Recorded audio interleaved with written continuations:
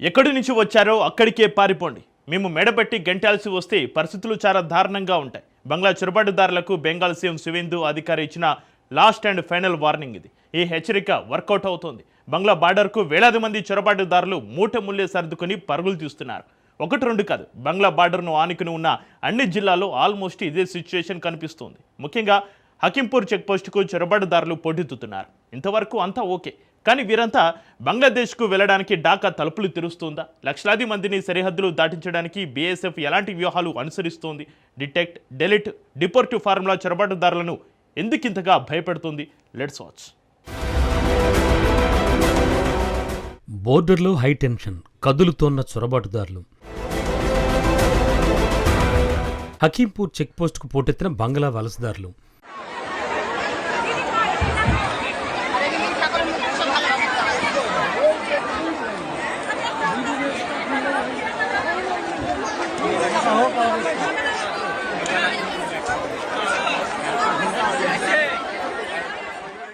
వీళ్లంతా తీర్థయాత్రలకు వెళుతున్న యాత్రికులేం కాదు. అక్రమంగా దేశంలోకి చొరబడి ఫేక్ డాక్యుమెంట్లతో మన దేశ పౌరుల్లా చెలామణి అయ్యి బిందాస్గా లైఫ్ లీడ్ చేస్తూ వచ్చినటువంటి బంగ్లాదేశీలు. వీళ్లలో మయన్మార్ రోహింగ్యాలు కూడా ఉన్నారు.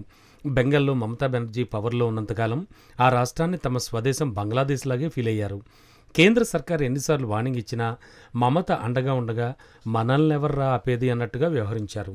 టీఎంసీ లీడర్ల మద్దతుతో ఫేక్ ఆధార్, ఓటర్, రేషన్ కార్డులు సంపాదించి తామే అసలైన భారతీయులు అన్నట్టుగా స్థానికులను దబాయించిన ఘటనలు ఎన్నో ఉన్నాయి. కానీ కాలం ఎప్పుడూ ఒకేలా ఉండదు.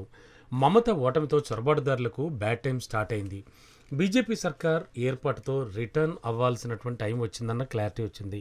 అయినప్పటికీ ఎక్కడో చిన్న ఆశ, మమతలాగే బీజేపీ ప్రభుత్వం కూడా తమను చూసి చూడనట్టుగా వదిలేస్తుంది అని. కానీ సీఎం సువేందు అధికారి యాక్షన్ ప్లాన్ చూసిన తర్వాత చొరబాటుదారులకు ఫుల్ క్లారిటీ వచ్చింది. ఏదో ఒక రోజు తిరిగి స్వదేశానికి పారిపోక తప్పదని అర్థమైంది. కానీ ఆ రోజు ఇంత త్వరగా వస్తుందని మాత్రం వాళ్ళు అస్సలు అనుకుని ఉండరు. बांग्लादेशी जो नागरिक है उनका लेने का जिम्मेदार तो है उनका। तो जब हम लोग यहाँ से बोल रहा था तब वहाँ से उनका जो स्पोक्स पर्सन है मैं देखा था सोशल मीडिया में और यूट्यूब में आया, जो उन्होंने बताया जो बांग्लादेशी है वो तो हम लोग ले लेगा।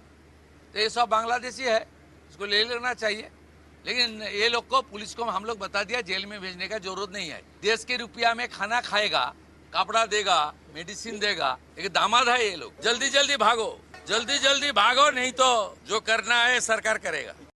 జల్దీ జల్దీ భాగో నైతో జో కర్నా హై సర్కార్ కరేగా. బంగ్లా చొరబాటుదారులను నిలువునా వణికించిన సీఎం సువేంద్ మాస్ వార్నింగ్ ఇది.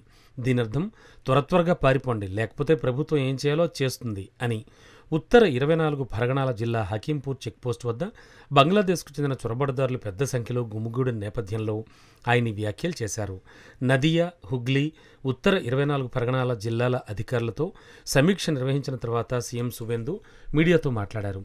సరిహద్దు వద్ద గుమిగూడిన బంగ్లాదేశీయులు తిరిగి వెళ్లడానికి సుముఖంగా ఉన్నారని తెలిపారు. బంగ్లాదేశీయులు స్వచ్ఛందంగా వెళ్లిపోవాలని, లేకపోతే ప్రభుత్వం చర్యలు తీసుకుంటుందని సరిహద్దు వద్ద గుమిగూడిన వారిని ఉద్దేశించి అన్నారు. వారిని జైళ్లలో పెట్టి తిండి పెట్టడం వల్ల ప్రజాధనం వృధా చేయడమే అవుతుందన్నారు. అది నిజానికి భారతీయులకు, ముఖ్యంగా బెంగాల్ ప్రజలకు మేలు చేయదన్నారు. రాజకీయాలకు అతీతంగా దేశ ప్రయోజనాలను దృష్టిలో ఉంచుకుని అక్రమ వలసదారులను తిప్పి పంపుతున్నట్లు సీఎం సువేందు కరాఖండిగా చెప్పారు. నిజానికి బెంగాల్లో ఉంటున్న అక్రమ వలసదారుల ఏరివేతకు సువేందు ప్రభుత్వం జిల్లాల వారీగా జైళ్ల లాంటి హోల్డింగ్ సెంటర్లు ఏర్పాటు చేయాలని నిర్ణయించింది. దీంతో వందలాది మంది బంగ్లాదేశీయులు స్వదేశానికి వెళ్లిపోవడానికి ఉత్తర 24 పరగణా జిల్లాల్లోని హకీంపూర్ సరిహద్దు చెక్పోస్ట్ దగ్గరకు భారీగా చేరుకుంటున్నారు. ఈ ప్రక్రియను రివర్స్ ఎక్సోడస్ అంటే వెనక్కి వెళ్లిపోవడం అని పిలుస్తున్నారు. భారత్లోకి అక్రమంగా వచ్చిన వారిని గుర్తించి ఓటర్ లిస్ట్ నుంచి వారి పేర్లు తీసేసి దేశం నుంచి వెళ్లగొడతామని ఇప్పటికే సువేందు అధికారి స్పష్టం చేశారు. ఇందుకోసం డిటెక్ట్, డిలీట్ అండ్ డిపోర్ట్ పద్ధతిని కఠినంగా అమలు చేస్తామని ప్రకటించారు. ఇలా ప్రకటించిన కొద్ది రోజుల్లోనే ఈ మార్పు మొదలైంది. వాస్తవానికి గతేడాది ఎస్ఐఆర్ జరిగినప్పుడు కూడా బెంగాల్లో ఇలాంటి సీన్లే కనిపించాయి. మళ్ళీ ఇప్పుడు గుంపులుగా కూర్చుని బంగ్లాదేశ్లోకి వెళ్లడానికి బీఎస్ఎఫ్ అధికారులు తమ పేర్లు ఎప్పుడు పిలుస్తారా అని ఎదురుచూస్తున్నారు. బెంగాల్లోని మొత్తం 23 జిల్లాల్లో 10 జిల్లాలు బంగ్లాదేశ్ సరిహద్దును నేరుగా ఆనుకుని ఉంటాయి. ఉత్తర బెంగాల్ ప్రాంతంలో కూచ్ బెహార్, జల్పాయ్గురి, డార్జిలింగ్లో కొంత భాగం, ఉత్తర దీనాజ్పూర్, దక్షిణ దీనాజ్పూర్, మాల్దా, దక్షిణ బెంగాల్ ప్రాంతాల్లో ముర్షిదాబాద్, నదియా, దక్షిణ 24 పరగణాలు బంగ్లా సరిహద్దును ఆనుకుని ఉన్నాయి. ఈ జిల్లాలన్నింటిలోనూ బంగ్లాదేశీ చొరబాటులున్నట్లు నివేదికలు చెబుతున్నాయి. చొరబాటుదారులు రహస్యంగా నకిలీ పత్రాలతో స్థిరపడడం వల్ల ఏ జిల్లాలో ఎంతమంది ఉన్నారనే దానికి ఖచ్చితమైన అధికారిక జనాభా లెక్కలేవు. ముందే చెప్పుకున్నట్టుగా గత ప్రభుత్వాల హయాంలో వీళ్లంతా ఓటు బ్యాంక్ రాజకీయాల కోసం స్థానిక గుర్తింపు కార్డులు పొందారనే ఆరోపణలు ఉన్నాయి. నిఘా వర్గాలు, బీఎస్ఎఫ్ అంతర్గత అంచనాల ప్రకారం ఉత్తర 24 పరగణాలు, ముర్షిదాబాద్, మాల్దా, నదియా జిల్లాల్లో అక్రమ వలసదారుల సాంద్రత అత్యధికంగా ఉంది. 2025 నవంబర్లో కేంద్ర ఎన్నికల సంఘం చేపట్టిన ఓటర్ల జాబితా ప్రత్యేక సవరణ ప్రక్రియలో వేల మంది అనుమానాస్పద ఓటర్లను గుర్తించారు. తాజాగా కేంద్ర హోంమంత్రి అమిత్ షా అక్రమ వలసల వల్ల జరుగుతోన్న అసాధారణ జనాభా మార్పులపై దర్యాప్తునకు ఉన్నత స్థాయి కమిటీని కూడా ప్రకటించారు. కేంద్ర ప్రభుత్వం తెచ్చిన ఇమిగ్రేషన్ అండ్ ఫారినర్స్ యాక్ట్ 2025 ఆధారంగా హెడ్ కానిస్టేబుల్ స్థాయి అధికారికి కూడా వారెంట్ లేకుండా అనుమానితులను అరెస్ట్ చేసే అధికారాన్ని ఇచ్చారు. దీనికి తోడు మాల్దా, ముర్షిదాబాద్ జిల్లాల్లో హోల్డింగ్ సెంటర్లు ప్రారంభం కావడం బంగ్లాదేశ్ చొరబాటుదారుల్లో భయాందోళనలు రేకెత్తించింది. తాము దొరికిపోతే హోల్డింగ్ సెంటర్లలో బంధిస్తారనే భయంతో వేల మంది బంగ్లా చొరబాటుదారులు స్వచ్ఛందంగా మూటా ముల్లే సర్దుకుని సరిహద్దు చెక్పోస్టుల వైపు పరుగులు తీస్తున్నారు. కానీ వాళ్ళందరినీ తిరిగి బంగ్లాకు ఎలా పంపించబోతున్నారు? ఇదివరకు చొరబాటుదారులు దొరికితే స్థానిక పోలీసులు కేసు నమోదు చేసి కోర్టుకు పంపేవారు. కానీ సువేందు అధికారి తెచ్చిన కొత్త యంత్రాంగం ప్రకారం వ్యూహం మారింది. రాష్ట్ర పోలీసులకు లేదా రైల్వే ప్రొటెక్షన్ ఫోర్స్కు దొరికిన చొరబాటుదారులను కోర్టుకు తీసుకెళ్లకుండా వారికి ఆహారం అందించి నేరుగా బీఎస్ఎఫ్ సరిహద్దు పోస్టులకు తరలిస్తారు. బీఎస్ఎఫ్ అధికారులు అక్రమ వలసదారులను తమ ఆధీనంలోకి తీసుకుని బంగ్లాదేశ్ సరిహద్దు భద్రతా దళంతో ఫ్లాగ్ మీటింగ్ నిర్వహిస్తారు. ద్వైపాక్షిక ఒప్పందాల ప్రకారం వారి జాతీయతను ధృవీకరించి సరిహద్దు దాటించి అవతల వైపునకు పంపేస్తున్నారు.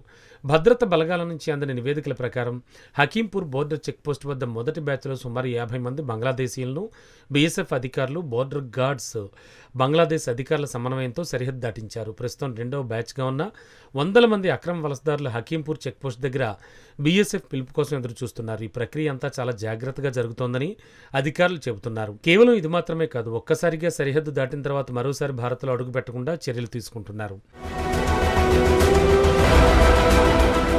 సరిహద్దుకు చేరుకున్న ప్రతి ఒక్కరి వేలిముద్రలు, ఐరిస్ స్కాన్లను సేకరిస్తున్నారు.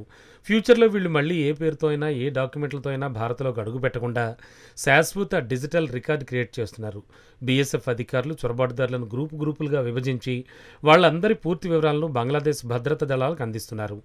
బీజేపీ అధికారులు తమ దేశంలోని సంబంధిత జిల్లాల రికార్డులతో సరిచూసుకుని వారు బంగ్లాదేశీయులేనని ధృవీకరించిన తర్వాతే గేట్లు తెరిచి లోపలికి అనుమతిస్తున్నారు. మొత్తానికి పశ్చిమ బెంగాల్ చరిత్రలో ఎన్నడూ లేని విధంగా ఒక పక్క రివర్స్ ఎక్సోడస్, మరోపక్క డిటెన్షన్ అండ్ పుష్ బ్యాక్ ప్రక్రియలు అధికారికంగా క్షేత్రస్థాయిలో వేగం పుంజుకున్నాయి. సువేందు అధికారి మార్క్ 3D పాలసీ ఇప్పుడు కేవలం కాగితాలకే పరిమితం కాకుండా హకీంపూర్ సరిహద్దు చెక్పోస్ట్ సాక్షిగా ఆచరణలో కనిపిస్తోంది. అయితే ఈ విషయంలో బంగ్లాదేశ్ పాలకులను పూర్తిగా నమ్మడానికి లేదు. చొరబాటుదారులను స్వదేశానికి రప్పించడంలో ఎప్పుడైనా వారు యూటర్న్ తీసుకునే అవకాశం ఉంది. ఎందుకంటే పశ్చిమ బంగాల్లో లక్షలాది మంది చొరబాటుదారులు ఉన్నారు. వాళ్ళందరికీ షెల్టర్ ఇవ్వడం ఢాకాకు అంత ఈజీ కాదు. సో ఈ వ్యవహారంలో భారత్, బంగ్లాదేశ్ మధ్య దౌత్య వివాదాలకు ఆస్కారం లేకపోలేదు.